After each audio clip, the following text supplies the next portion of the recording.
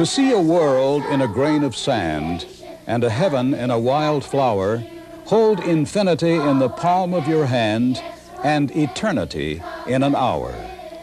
Those words by poet William Blake, written over 150 years ago, could well apply to these young students who attend a school that stands at the forefront of educational theory and practice today.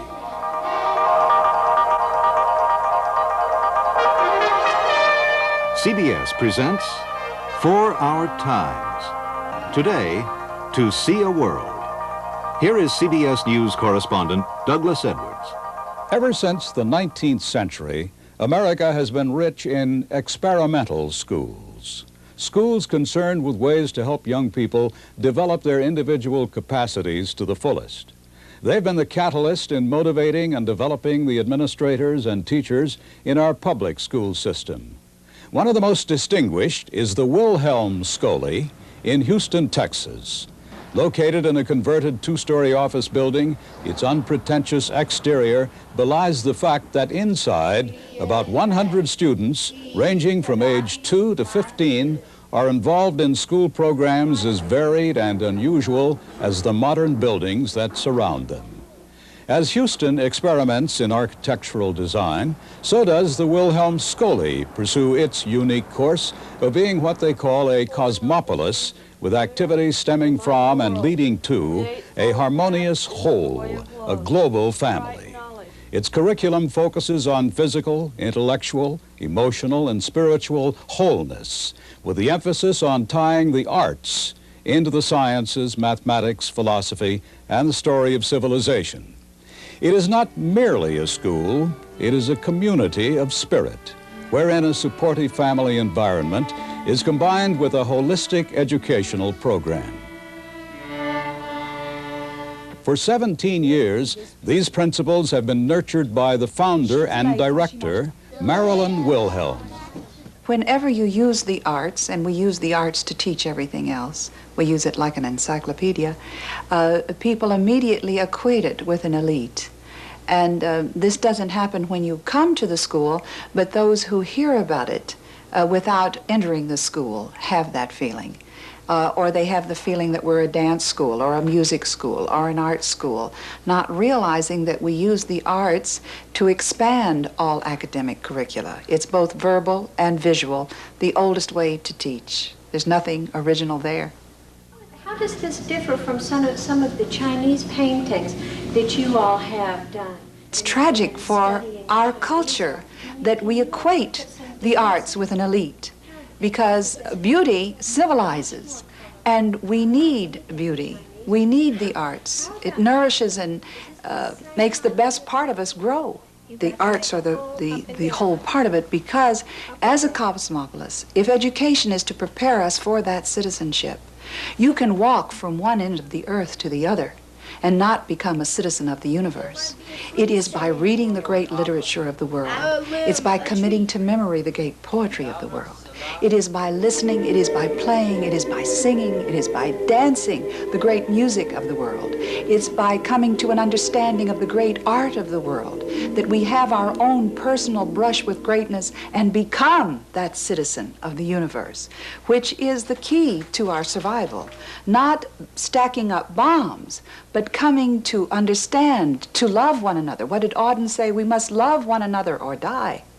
And so we speak the same vocabulary, which is evidenced in the arts as well as in the sciences. And once we become aware of that fact, then, as Anatole France would say, we see our commonality, we lay down our arms, and we embrace one another. That's the sacred duty of the schools, to unite us. If I may quote H.G. Wells, civilization is a race between education and catastrophe. I think that we need to revise totally the Western education because it's self-centered. And self-centeredness is nothing but arrogance and ignorance joined together, those twins. We cannot stand this kind of a self-centeredness. It is a menace to our survival. It is a denial of a world community. Many different cultures and backgrounds are represented at the school, and most of the children come from homes of working parents. Serving as an extended family, it is open from 7 a.m. to 7 p.m., and parents are encouraged to visit the school as often as possible. Many evenings are spent in discussion of the curriculum with Mrs. Wilhelm. Spinoza, Sufi, Pythagoras, Jesus, Confucius, Buddha, Muhammad, and they are saying the same thing in a slightly different way. 5 years ago in Houston, 57% of all the children in the schools, their mothers were in the working force. And of course that has grown since that time. So these are parents that do care about their children. You hear of the latchkey children. I think that facts are facts. They're not going to change because we don't like them.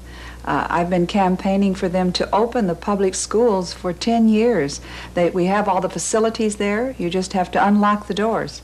Bring in your older adults, the young people who are looking for jobs, and have before and after school care, because these children are wandering the streets and no supervision. One of the great books of the world. It's known as War and Peace. It was written. We are all born gifted. We define gifted not in the defining term that is used today as an elite, someone above and beyond the others, but a concept that to be gifted is to be in the presence of something given. And we have all been given gifts. It's tied up with the purpose of life. You see, I believe that unless we approach the question of what is the purpose of life, does life have a purpose, that you can't even get involved in the question of education itself. Now, what has happened is that rumor is that there are troops crossing the border of Russia. And so I want you to see in your mind's eye the women of Russia with their big skirts and their petticoats. Do you know what a babushka is? They were on Fiddler on the Roof yesterday. Oh, and Fiddler on the Roof? Well, then now you know what I'm talking about. So they have their babushkas on, and some of them are kneeling and praying, and others are crying. Men are wearying. They're going to have to leave their homes. What we are teaching at our school is rejected knowledge. This is knowledge that everyone has. It's not neglected, it is actually rejected because it does not fit the values of our materialistic society. Plato said, all learning is a kind of remembering. You cannot put an idea into anyone. And these ideas that we're trying to transmit, it is the formation of the human character that we're truly concerned about, because if you develop that sense of destiny. The Greeks define knowledge as character. When you do that, then they will know that life has a purpose. This is why the children love to learn, why they try their hardest. Right. The Wilhelm program is competency-based, which means that students are grouped according to their abilities, regardless of age. Their achievement is measured in relation to their ability, and the school is fully accredited by the state of Texas. Although there is a permanent faculty, many classes are taught by visiting scholars from local colleges who find the school's curriculum and the students' enthusiasm a rewarding experience.